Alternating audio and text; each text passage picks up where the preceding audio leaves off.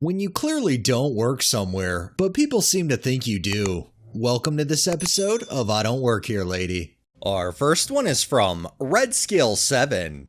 I'm a physical therapist and work at an outpatient office. It's located in one of those strip mall plazas where there's a string of multiple businesses together. A guy walked into the office with his kid. I was over at my desk doing my charting and he calls out to me. He says he wants to rent an RV.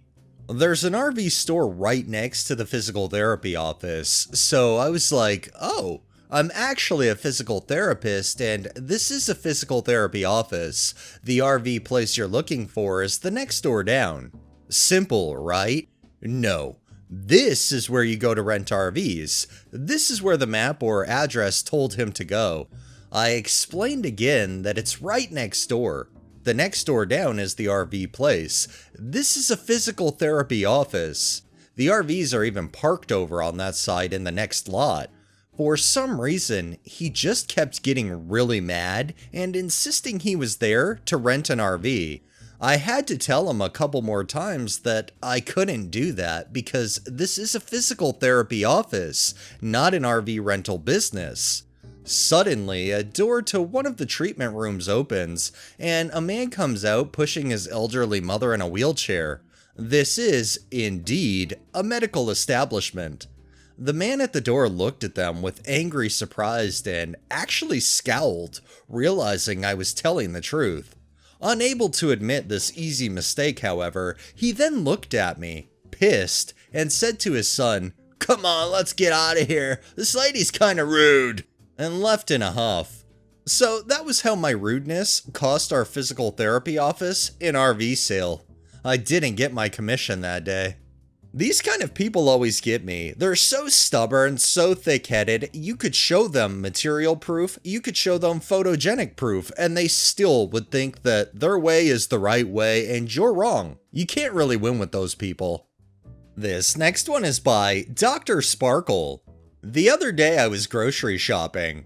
I went into the baking and spices aisle and there was a woman with a small, about 4-ish child. The woman was telling the kid to keep a hand on the cart while she read a label. I got my stuff and I was turning back to my cart, getting ready to go to the next thing I needed, and I saw the kid climbing on a shelf while still touching the cart. Kids and loopholes, a perfect pair. I wanted to laugh, but I also know that the kid could actually get hurt. A small child landing on their head from a few feet onto a hard floor can lead to a serious injury.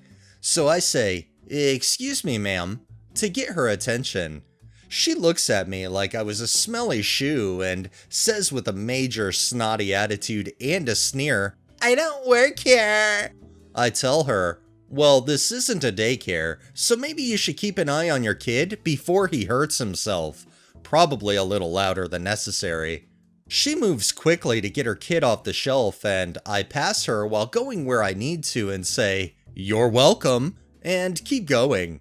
No screams of pain or sounds of an emergency were heard while I was in the store, so I assume she amended the instructions she gave her kid and they finished uneventfully. No information if she reversed her craniorectal impaction. I never really did understand the parents that could just let their kids run wild. Anytime I take my son anywhere, I make sure he's right next to me, no matter what, because I feel like, I don't know, that's part of my job as being a parent and being a responsible one at that. I can't say the same for others like this though. Our next one is from Columbia Songbird. I was shopping for wedding decor at a craft store, picking what I wanted for centerpieces, putting things back that didn't quite fit the vibe, and all of a sudden I feel like I'm being glared at. I am. A woman is scowling at me and I realize she's been talking at me. Sorry, what? "There's broken glass over there." I thought she was warning me or something. Oh, okay, I'll be careful. More glaring. "Well, aren't you gonna clean it up?" She thinks I broke it, maybe? No, I didn't break it. I didn't even see it break. "It shouldn't matter. You should clean it up." And she gestures at the lanyard around my neck. It's important to note, my lanyard is definitely car keys. It's hot pink, has a ridiculously stuffed animal keychain. There are car keys, and a bedazzled pepper spray.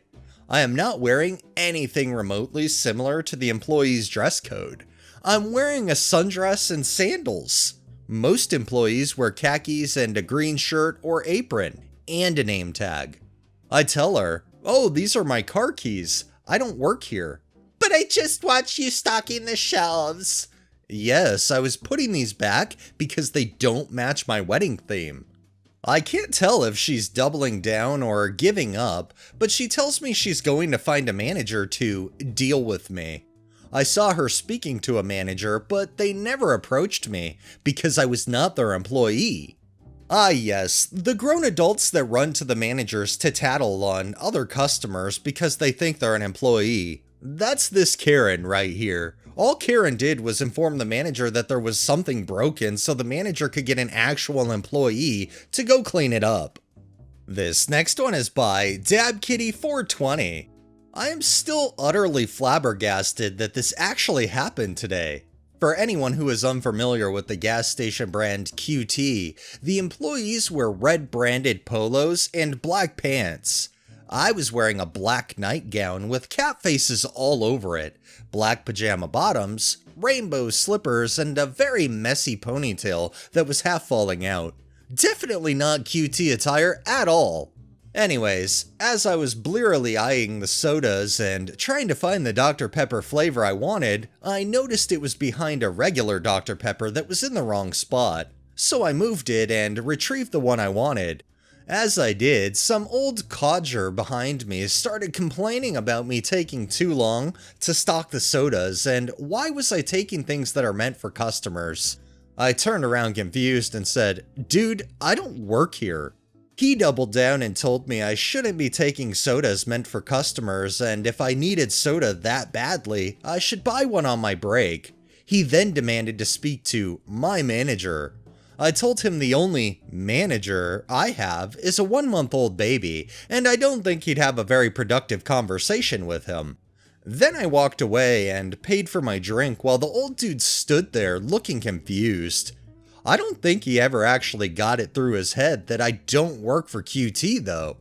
The thing I don't get with these kind of people, most places require their employees to wear a uniform, and if they don't, they require them at the very least to wear a name tag. But then again, you've got people that are brainless like this, and you just realize it doesn't take two geniuses to make a baby. Two idiots can make a baby, and you're on the road to idiocracy. And our final one is from Kevin J. Bond. So I was at Ross the other day looking for candles. I was crouched down, sniffing away, trying to find the perfect one with my earbuds in. Very much in my own world. A couple come up behind me and I hear them say, "Hey, do you have jumper cables?" To which I totally ignore because I assumed there was a real staff member nearby. She persists and more forcefully lets out an, "Excuse me, do you have jumper cables?" And I realized she's addressing me. Lord knows why. I'm wearing jeans and a hoodie with my hood up. I look up at her and she asks, "Do you work here?" I tell her I do not. She apologizes for the mistake and I go back to candle hunting.